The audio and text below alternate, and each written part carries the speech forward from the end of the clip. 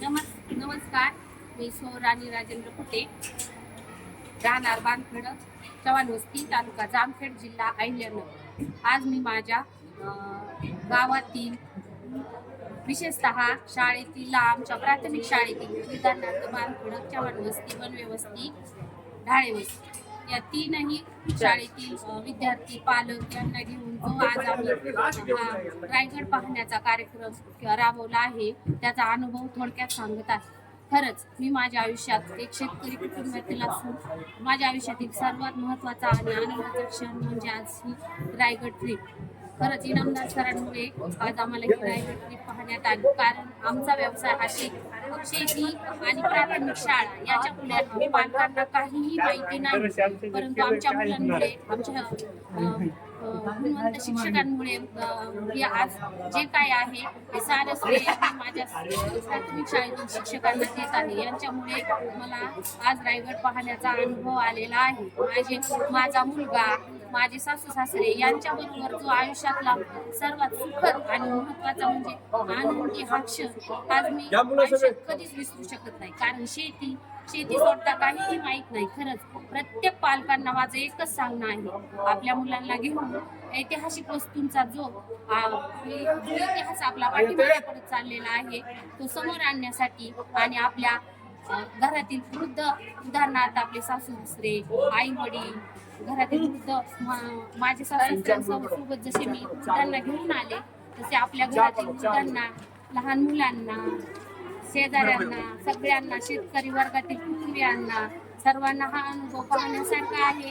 आणि खरंच खूप प्रेमाने आणि खूप आनंदाने आज माझ्या आयुष्यातील खूप खूप खूप खूप आनंदाचा क्षण आहे. आणि तो क्षण म्हणजे हा रायगड किल्ल्याची ट्रिप. मी माझ्या आयुष्यात शेती आणि खरडा, जामखेड उदाहरणार्थ किंवा माझं सासर हे स्वतः मी काही अनुभवलेलं नाही. तीर्थक्षेत्र तर सारेच जातात, परंतु आपल्या मुलांसोबत, आपल्या सासू सासऱ्यांसोबत, शाळेतील गावातील महिलांसोबत जो अनुभव आलेला आहे खरंच खूपच छान आहे. तो अनुभव मला आज तुम्हाला शब्दात सांगता येत नाही, कारण मी माझ्या आयुष्यात आतापर्यंत फक्त इतिहासातील पुस्तकातच किल्ल्यांविषयी माहितीची घेतली होती, फक्त वाचून होते.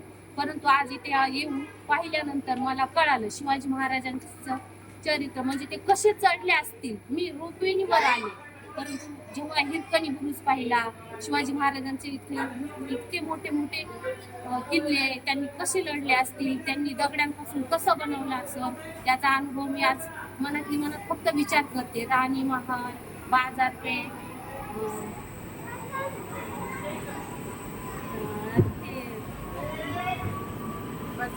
ते सारं पाहून मला खूप खूप आनंद होत आहे.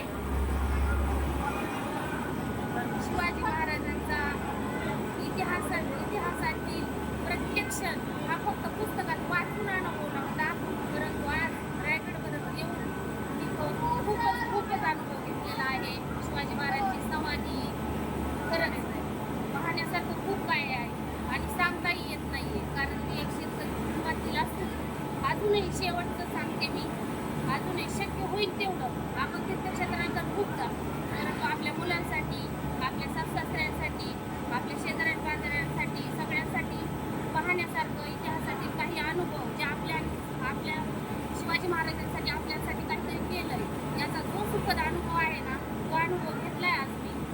खूप खूप छान वाटतंय. मध्ये बसले होते ना तेव्हा मी असं थरथर होत होतं, मला वाटायचं मी खाली पडते की काय. शिवाजी महाराजांचे मावळे इथपर्यंत कसे आले असतील, आणि खास करून हिरकणीची महिला आपल्या मुलासाठी खाली येऊन रात्रीची दूध घेऊन खाली कशी आली असेल, त्याचं ते कट बंधारे पाहूनच मी चक्कर यायला सारखं